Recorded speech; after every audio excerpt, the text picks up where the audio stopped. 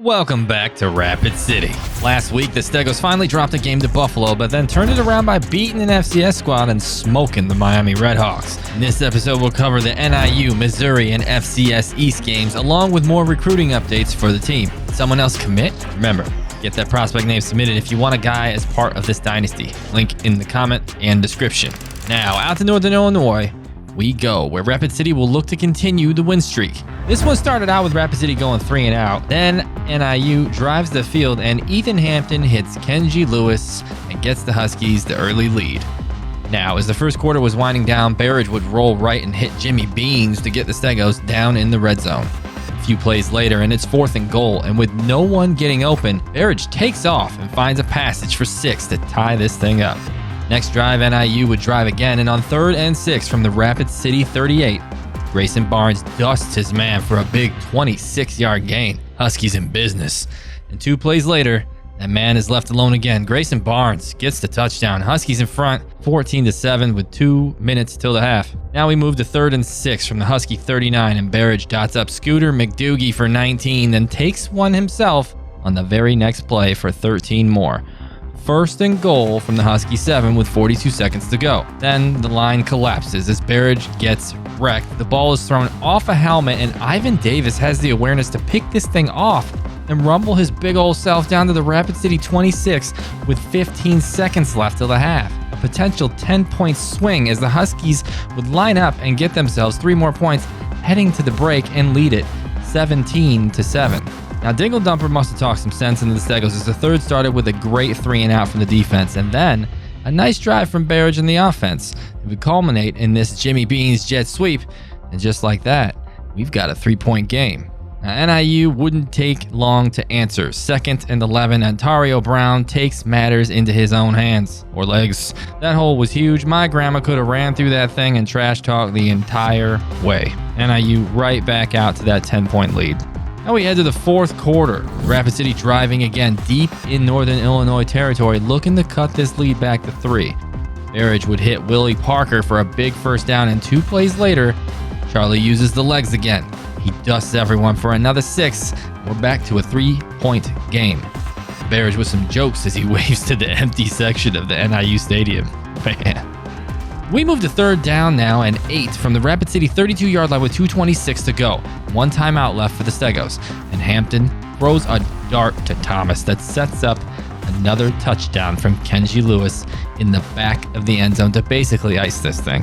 Rapid City would show a little fight and drive the field one more time, scoring on yet another Barrage scramble, but they'd fail to recover the onside kick, and this thing would end in heartbreak for the Stegos as they drop this one 31-28 and move to 4-2 on the season. Ontario Brown abused this defense. Coach knows what needs to be recruited on this team, that's for sure. Now, speaking of, let's talk recruiting for a moment as Chris Gentry, despite the loss, commits to Rapid City.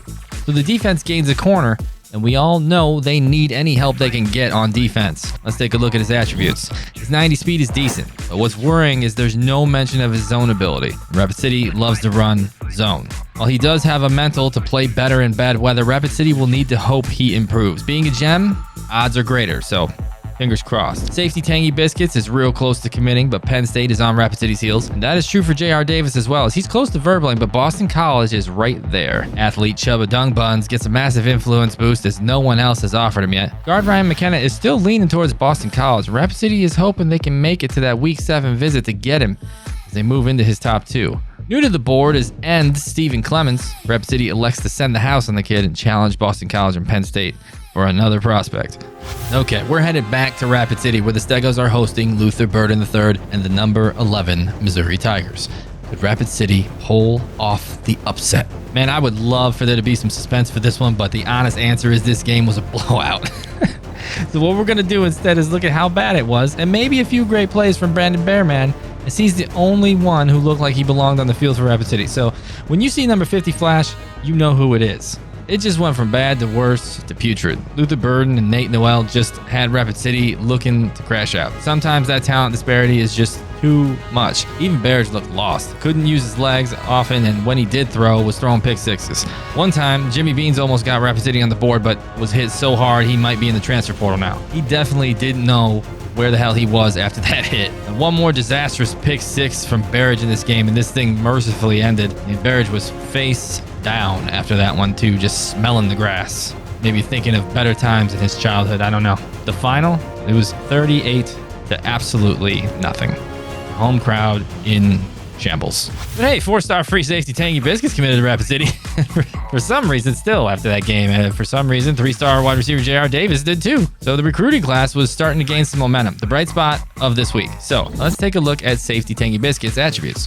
4-star Gem has 91 speed with an 80 zone rating. And look at those mentals. Team player, winning time, and Legion. Legion benefits the whole team, so that's a big one. He's going to be a main cog in the future of this defense. Now let's check out wide receiver J.R. Davis. While the 6'3" wide receivers consider a buzz, Rapid City will try to work him into the fold as the cupboards are pretty bare, so he'll find a spot. He does have a silver level for recoup, so the guy shouldn't fatigue as much, and his catch and jump ratings are great for a freshman. Interesting to note that the blowout during his visit didn't hurt, but for guard Ryan McKenna, that's another story, as during the bye week, he would commit to Boston College. And Stephen Clemens appreciated the house being sent, and Rapid City jumped into the top 2 on his list, and after the bye, up into the number 1 spot in another battle with Boston College.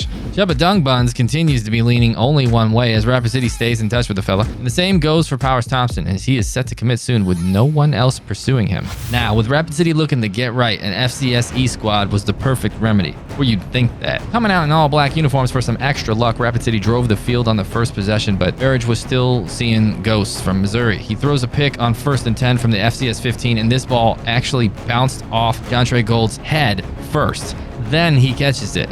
That's just seriously bad luck. Thankfully, on 3rd and 5, Rapid City does get the stop and forces a field goal try that FCS would miss, and this thing stays at goose eggs.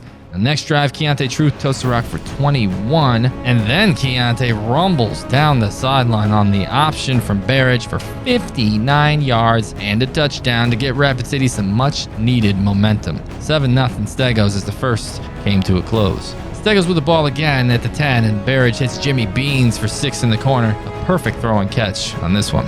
FCS goes 3 and out again, and Berridge goes deep to Beans again. This time, it's a 60-yard bomb, and look at this, man. The concentration to stay with this, and that ball was perfectly in the basket. Great play. DB never had a chance on this thing. 21-0 Stegos. But FCS East would drive the field on the next possession and cut this thing to 14 on a run from Dorial O'Neal. That's quickly remedied as Spencer Streets runs a wheel route and the safety cannot get over in time to stop it. 53 yards later, another touchdown is on the board, and at the break, it's 28-7 Rapid City. Keontae Truth is gashing FCS at this point, averaging 19 yards a carry thanks to those chunk runs. All right, we'll move forward in the third with Rapid City driving again. Berridge uses his legs here and sets up the RPO 2 plays later to Scooter McDoogie. A solid touchdown to push this thing to 35-7, and it didn't get much better for FCS. A 53-yard pass from Berridge to CJ Peaks and a run from Spencer Streets for 6 had this thing out of hand in the fourth. Backups got some playing time and gave up some points, but it never was close. One final play to share here will come on this Bearman pick 6. Just hawks the route and steals one to really put the exclamation point on this thing. Guy has been solid, even in the L's. All right, this game ends 56-21, and Rapid City moves to 5-3 now, with Berridge picking up player of the game with 5 touchdowns. Dingle Dumper got a few updates to his recruiting talents after this one, with 2 points going into wide receivers and tight ends. All right, in the next video, you'll get the Mississippi State game, Liberty, and Georgia. Should I put the final game in that one too? I don't know. It's Rapid City's rival, Fargo. Let me know if you want a little longer of a video with all 4 games in the comments or not. We will, of course, have more recruiting news next time, and if you want to be in the pool for those prospects in the future, submit a name at the link in the pinned comment. A couple of more videos, then the style will switch to be a mix of this and play-by-play. It should be really different and a lot of fun, especially as Rapid City gets better and better. Thank you all for liking and commenting on this video. Tiny channel like this, it goes a long way. So I appreciate it, man. As a reminder, you can become a member of the channel and get your name in the videos. I'll be scrolling the members during them as a thank you for keeping this thing alive. I probably did it for this one. That'll do it for now. I'll see you in the next one. But until then, go Stegos. Oh, it'll be a week until the next video. I got plans for next week, little vacation. But the videos are coming back after that. So, see you then.